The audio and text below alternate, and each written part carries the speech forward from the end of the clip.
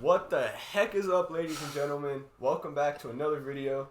Here I am joined by Sterling, yes, the sir. one and only. The one and only. And then the boy Cameron as well. Welcome back. Yeah. It's been it's been a minute since we had Cameron on the podcast. You don't say. Welcome back to the show, Cameron. How you doing? Yeah, man. It's like I never left. The viewers missed you, bro. Yeah, I know the viewers missed you. Yeah. But you know, so my first question to you, Cameron, is what are your thoughts on this free agency period so far? It's been really hectic. All I know is that the NFC is being depleted right now, while the AFC just keeps getting deeper and deeper. But at the same time, this might be a good tactic by the NFC because whoever makes it out of the AFC is just going to be so beat up from trying to win the AFC that the NFC is going to have they're going to have an advantage in the physical conditions. Yeah. So the AFC is going to be crazy this year. It's going to be rough. Mm-hmm. We're going to get, just think about how many good teams there are. And there's 7 seeds, bro. There's 7 seeds. Yes. I think it's going to be, I'd say, the 8 and the 9 seeds will still be in contention for that 7 seed spot. It's going to be that close. Oh, for sure. I don't think there's going to be a team that really, really pulls away so far where they're 15 and 2. And you're like, wow, they're so far ahead. Yeah, I heard somebody make a perfect comparison. The AFC right now is like how the Western Conference used to be in the NBA. Yeah. Where it was like whoever made it out of the West was going to be the favorite. Yeah. And right now, shoot, man. What was I going to say about the AFC? Oh, yeah. 2 teams are coming out of the AFC West. Yeah. 2 to 3. You think 3? Oh, 3. 2 to 3. Actually, you can get up to 4. That's right. It really came down to it. That's crazy.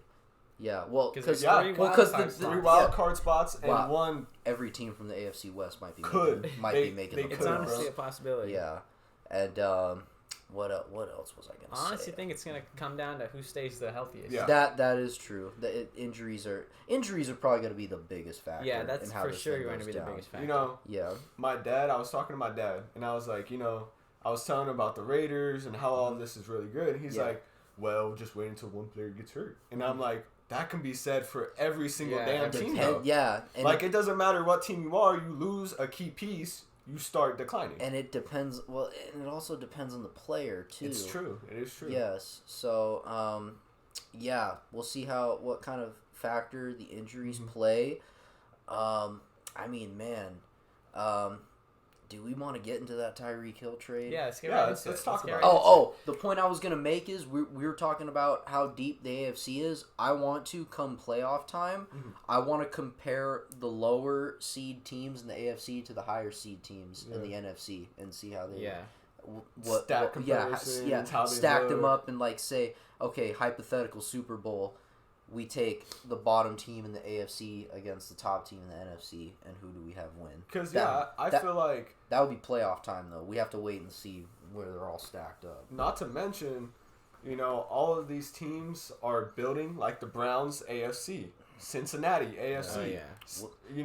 We'll see how long it takes for them to get their quarterback on the field, though. I don't think it will be too long, because I think they're going to make him serve some kind of suspension. You think so? I think so. Oh, yeah. I think so. I do think at some point he will have to serve something. Yes, and I think it's going to be like a 4-game suspension. 4 to 5. Yeah 4 to 5. Maybe 6 at the most. No, you don't think 6? Push it to 6. You don't think so? No. And the Browns, they showed that they got his back. I mean, they made his base salary $1 million for the first year because they just know that the NFL. They're going to get their own private investigation going, like how they like to do it, and when underneath everybody else. Yeah, and for those of you that don't know, when a player gets fined, it's only their base salary. Yeah. The Patriots, not the incentives. Yeah, the Patriots did the same thing with Tom Brady and Deflategate. They restructured his contract or his salary so he wouldn't be, fined as much.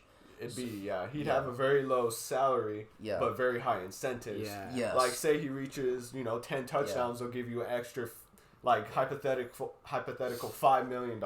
Yes. So it just kind of, starts snowballing in a way. Yes. And it just keeps on building.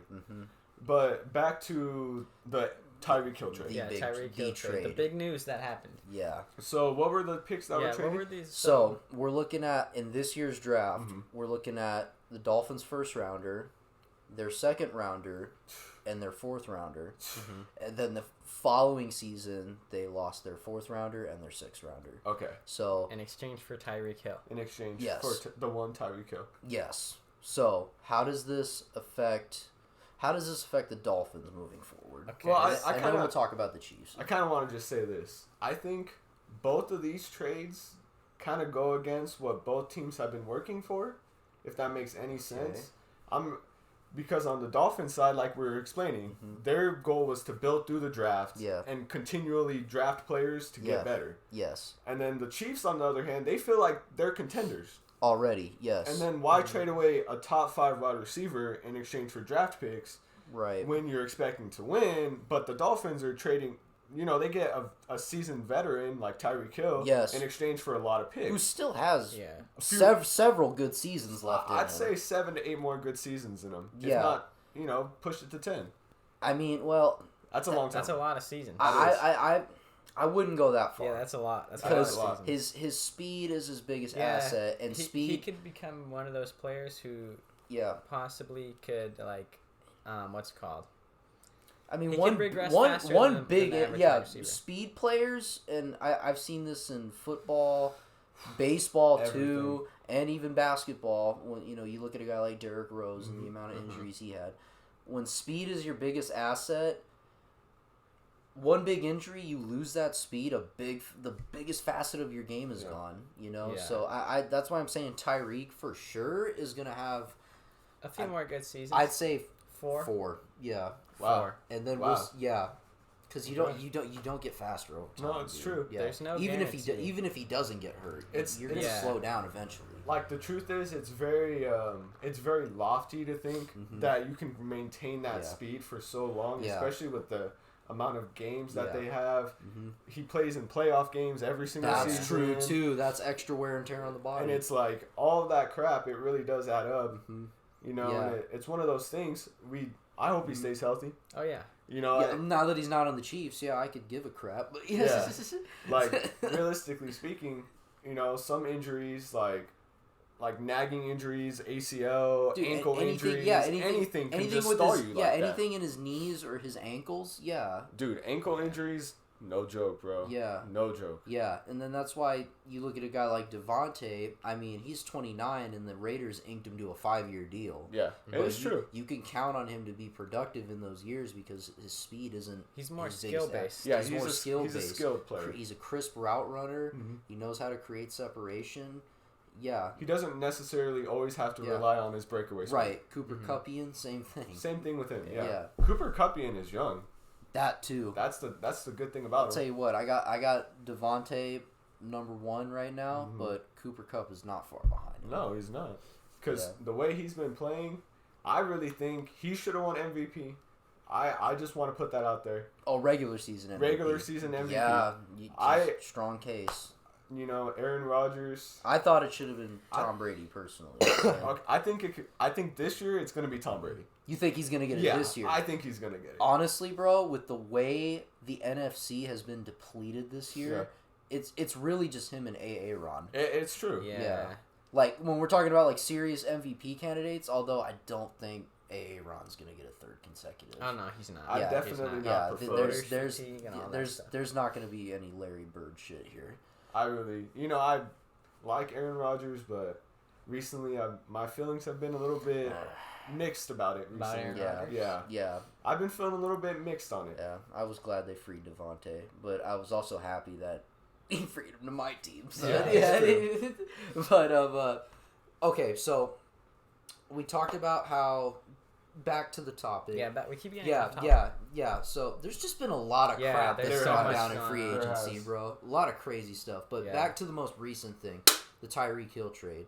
So my take on it, Joseph gave his opinion on how it affects the Dolphins. I thought the Dolphins needed a few more years in the draft before they did something like this because the Rams, with their Super Bowl win, have officially changed how championship teams are built. Yeah, it's nice. So the Rams essentially build through the draft, and then they'll spend money and give away their draft picks to acquire more established players to add in with their young core. Same thing, we see the Broncos doing it, acquiring Russell Wilson We see the Raiders doing it right now with Devontae Adams. So that's going to be the trend moving forward. I thought the Dolphins were going to need a few more years. I'd say at least this season. Yeah, at least this draft. I thought the Dolphins were going to need, especially with the question marks around Tua right now. New head coach coming in, new system. We got to see how all this gels. There's a lot of question marks with the Dolphins. That's why I'm saying like they needed at least one more draft before they start saying they needed a few more just solid players. Yes, before they could say F them picks. We're gonna go get vets. We're gonna go get vets now. Now the Chiefs. The biggest question I had for both of you before we got on here was, does this make the Chiefs the third best team in that division? Could you even go on a stretch and say fourth? No, because the Chargers, with all the talent that they have, it was just too inconsistent for me last season. You know, but you see, that's the thing about it. And I trust Andy Reid more than I trust their head coach. I honestly, it's like, I could see, honestly, any order somebody could give it to me in. I'd be like, that's fine. Any of it. I can't tell you you're wrong if you have the Broncos over Broncos, the Raiders. I can't tell you. I wouldn't disagree. Even as a Raider fan, I wouldn't disagree. I could see how you have the Broncos over them. Yeah. You know, it's one of those things, like, all these four teams are basically pretty even at this point. Yeah. You know? At least on paper. On paper, yes. All these teams are even. Yeah. And it's like, with the Chiefs losing Tyreek Hill and Tyrann Mathieu, it kind of puts those other teams, like the other teams, in a higher, like, oh yeah, we can. That's attainable. And even when Tyrann Mathieu was still with them, their defense was always their Achilles heel. Yeah. So it's like, meanwhile, the Broncos last season, the only reason they were competitive was because of their defense. Sure. They just had poor quarterback play, and then you look at the Raiders, you know. Their defense was better at being opportunistic and coming up when they needed to. They just couldn't. Some games they'd fall. Some games, It was inconsistent, but they were inconsistent. The times that they won though was when they came up big. They were opportunistic. Yeah. And then adding Chandler Jones just helps that tremendously. Oh yeah, and then, a pure edge rusher. Yeah, a pure edge rusher who draws double teams. So now that frees up Max Crosby on that side, and then our defensive end should have some space too in there. And well, I hate to admit it though, but Chargers got us beat though in that department with Bosa and Khalil Mack. Oh my god, that's the best pass rush in football. Yeah, it has to be. That's the best pass rush in football. That's insane. Yeah, I try not to think about that, but anyway. That's a little scary, bro. Yeah, I'm gonna lose some sleep this season. Anyway, but yeah, the Chiefs. I mean. At the end of the day, this is a big blow to them. At least for this upcoming season, we got to see what if they because I'm pretty sure it's a consensus now. They're gonna draft a receiver. Yeah, they're gonna draft a receiver. Somebody. Yeah, and they're taking a big risk with this because if they fall flat on their face, you're now stuck with this rookie now, and you traded a top 5 receiver to another team. Yeah, and it's like. Now with Tyreek gone, the secondary does not get pushed up the field and open doors for any kind of running they want to do. They can now stack the box. They can play single high safety. They're gonna have no running game. Like Patty's probably gonna be throwing the ball 40 times. Man. It's gonna be really tough. I'd say it's gonna be like back when Ben Roethlisberger threw like 45 passes a game, bro. Yes, that wouldn't surprise me. Yes, although I trust Patty slinging it than I did Ben. At that point in Ben's career. Dude, he was, I think that's when he was more towards like 34, 35 with AB and stuff. Yeah. You know, and he was, AB and Juju were carrying that team, bro. Back when Juju was. It used to be the killer bees back in the day. Back when Juju was the number 2. Yeah, true. Yep. Yeah. Now he's going to be a number 1. And that's what we thought. Well, we thought Juju was going to be the number 2. But he's going to be the 1. Next to Tyreek. Juju's a nice little number 2. He is a nice number 2. He might be. He's pretty much number 3 in that offense if they would have went with that. Because he has Travis Kelce. That's true too. That's true as well. Yeah. So yeah. So I think ultimately, he would fall lower in the pecking order. Yeah. So ultimately, I mean, I think about it. I think both teams kind of jumped the gun on it, to be honest with you. Yeah. I think the Dolphins needed to wait until they made a move like this, and I think the Chiefs were too early in making a move like this. It seems like during that they wanted to reload, not rebuild, but now it just seems like, oh yeah, rebuild. Well, I would say retool. Yeah, retool. Yeah, because they still have most of their core together. That's the thing. At least offensively, they have no core defensively. Yeah. No, I couldn't. Defensively, it's just okay. Let's just get 11 bodies out there. Frank Clark is the only person. I don't even know if. Yeah. But on the offensive side, it's still their offensive line is still there. Yes. Clyde Edwards-Helaire. Orlando Brown. So Kelsey's gonna be getting all the doubles. Yeah, he's gonna be getting all the doubles. That middle. That's another thing with Tyreek gone. That middle of the field is gonna be more clogged. That's true. Yeah, because like I said, they stacked the box, single high safety. Yeah, Kelsey. I'm honestly not a fan of it. Not a fan of this. I'm not either. I'm not either. Well, as a fan of football, I was gonna say as a fan of my team, I was doing my Birdman hand rub when I saw this deal. But from a competitive standpoint, I thought both teams jumped the gun on it. Yeah. I mean, congrats to the Dolphins. It's honestly a little unnecessary to me. Yeah. Because the Dolphins, to me, have way bigger needs than wide receiver. I was hoping Jalen Waddle was going to be that number one in there. Jalen Waddle, number one. Devontae Parker's a really good number two. I could have seen that happening, bro. And then I'm pretty sure they went out and they signed a wide receiver 3 already before this. Yeah, if I'm not mistaken, they signed like Cedric Wilson or something. I believe so. And then Gesicki. Yeah. They franchise tagged him. That was the whole point, to keep him around. That's a nice running back to have, dude. That is a solid core of skill positions. It is. But like I said, Tua, a lot of question marks, and new head coach. Yeah, how does one more year? Yeah, how does he tool them into his system? Those are the two biggest questions.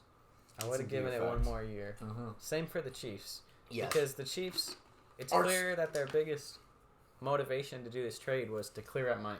Yeah. Clear up money and retool their roster. Maybe get younger, Players in there. Yeah. I mean, but honestly, dude, looking back at it, what the Chiefs had, it was special. Their offense was special, dude. It was. And Tyreek Hill was arguably the biggest part of that. He was. Tyreek Hill. The explosiveness up the field is what just sealed it up for them pretty much. Yeah, and so to get rid of that, when we've seen this success that they've had the last however many years it's been. It kind of hurts. Yeah, it kind of hurts. Because think about it from a fantasy standpoint. You think, oh yeah, Tyreek Hill, he could easily go. If he was on the Chiefs, you'd probably take him the second or third wide receiver. I forgot. We're originally a fantasy podcast. Yes, we are. This is indeed our thing. So we forgot the biggest question. How does this affect fantasy? That's why I brought it up. Thank you. Yeah, but so like if you're thinking about it from a fantasy standpoint, you'd usually take Tyreek Hill in the Chiefs offense, second or third wide receiver taken. Last season you probably would have said Devontae, Tyreek. I think this upcoming season it's going to be Cooper Kuppian. Yes, Cooper Kuppian. Yeah. And then it's like Devontae. Yeah. Cooper Kupp. Yeah, this last season. Yeah, this last season was Devontae first, I believe, and then it was Cooper. Yeah. Kupp. No, was it Tyreek? It was Tyreek. It was Tyreek. And then Cooper Kupp wasn't down for like a while. Until like the 4th or 5th round. Yeah, he's a few rounds later. Well, he's gonna be the first receiver taken. Yeah, probably. So, but yeah, that's what I'm saying.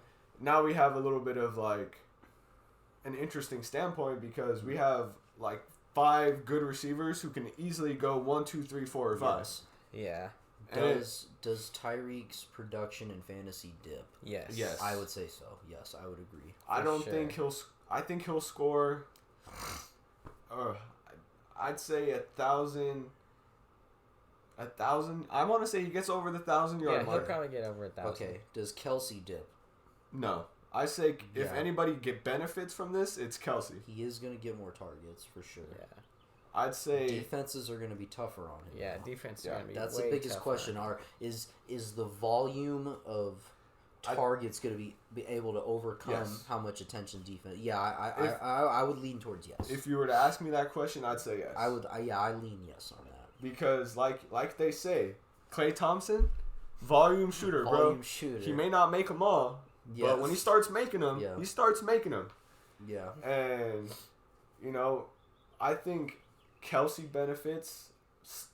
Like, I could see him being definitely tight end number 1 this season. Yes. I don't think it will. I think somebody will be close, but not that close. Darren Waller stays healthy. I believe he'll be right there. He should be there. I definitely be there. If he stays healthy. With Devontae joining that team, he's not going to get as much attention, and I think he's going to be great. Dude, I'm thinking, is a Hunter Renfrow option maybe a sleeper pick? Like, you can maybe get him in, like, the 5th or 6th round. Yes, because he'll explode. If you picked up Hunter Renfrow on the waiver wire. On the wire. You came up big in that one. So, yeah, this year, you take Hunter Renfrow late in the draft. He's getting drafted, for sure. He might pop off. That's what I'm saying. Yeah. He's a chain mover. With Devontae getting the attention, you're going to see more third and Renfrow. Yeah. But, so we talked a little bit about this. Patrick Mahomes.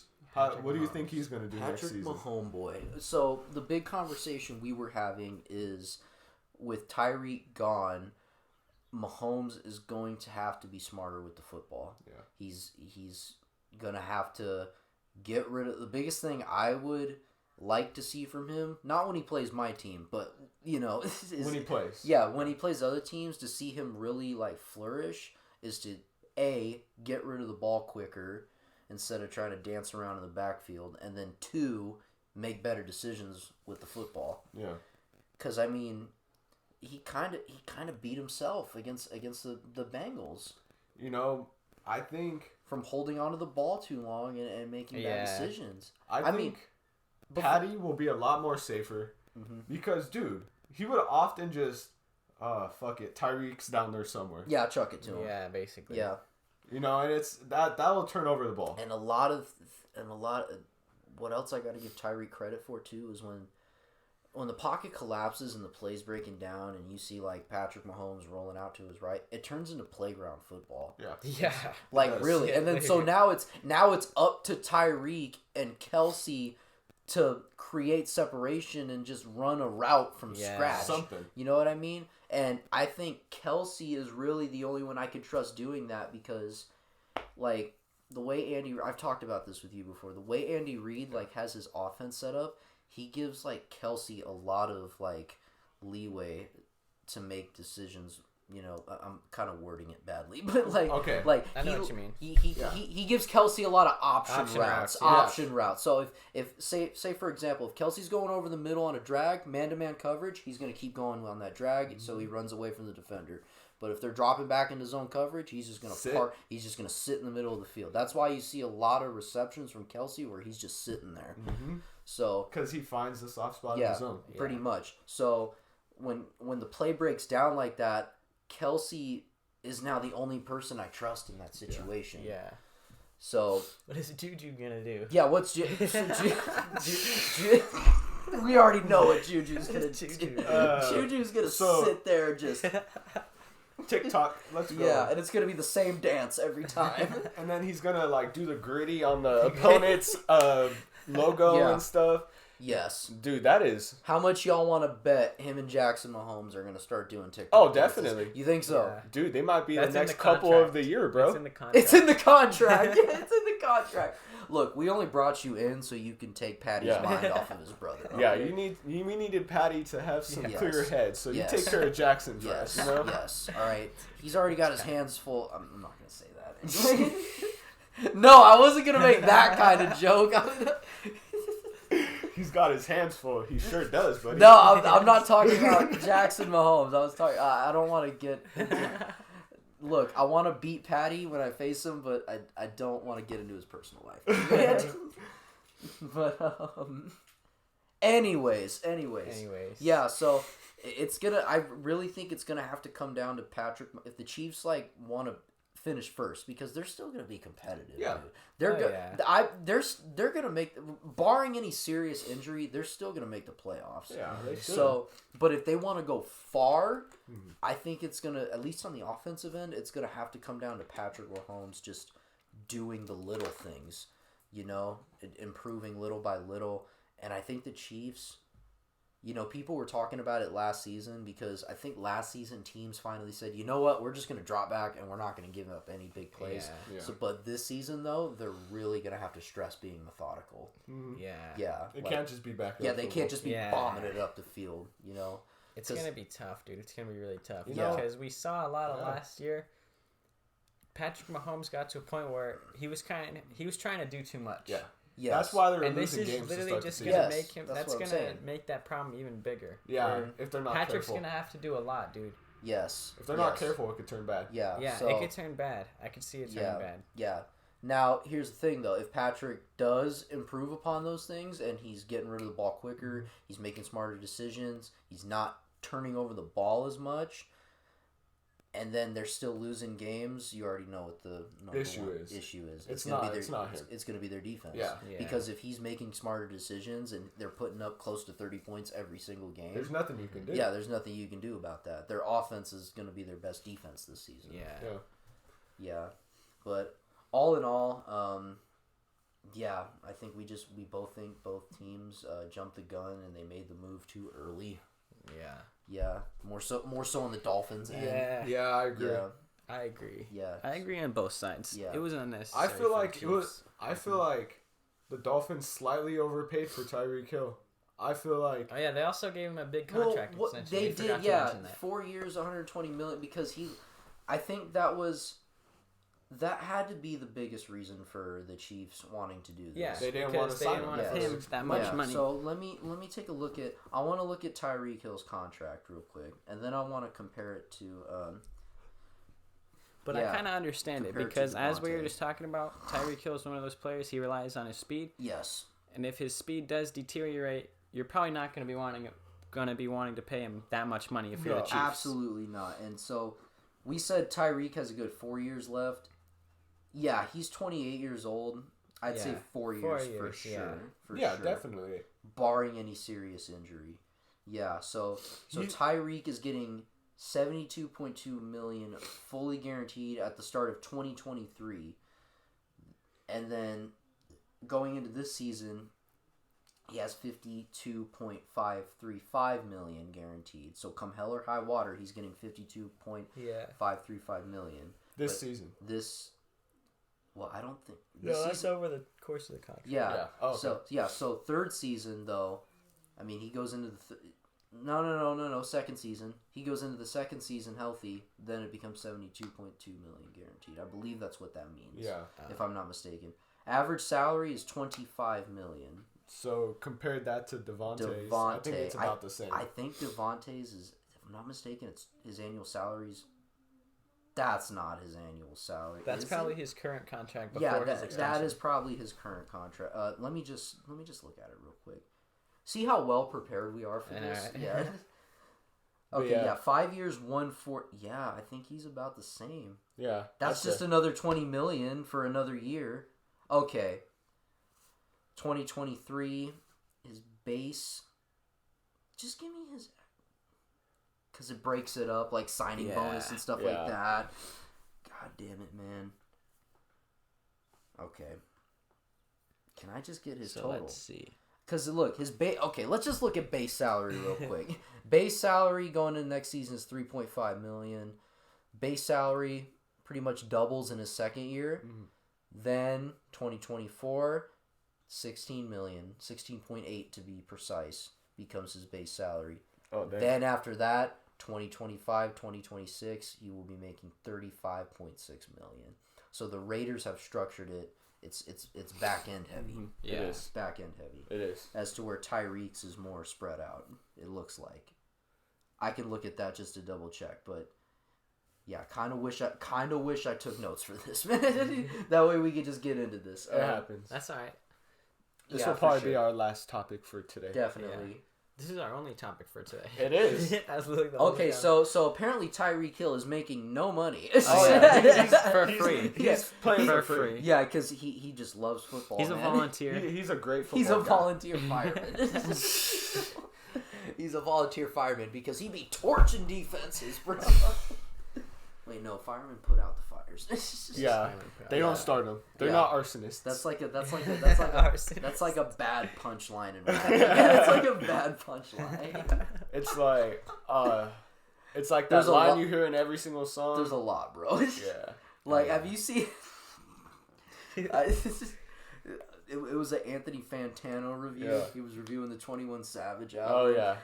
Get head like Lewinsky. He was like, Lewinsky didn't get head, she gave head. So I can only assume that. Yeah. But that's unfortunate. That is unfortunate. Anyways, he gets head like Lewinsky. Alright. Anyways, ladies and gentlemen, thank you for watching. You can edit that part out if you want to. No, we're leaving it. This is going in the podcast. So thank you for watching, guys. Yep. Go hit the like button. Go down below, like, subscribe, all comment, that good stuff. all that good stuff, and yep, we're out of here. We'll see you next time. Adi.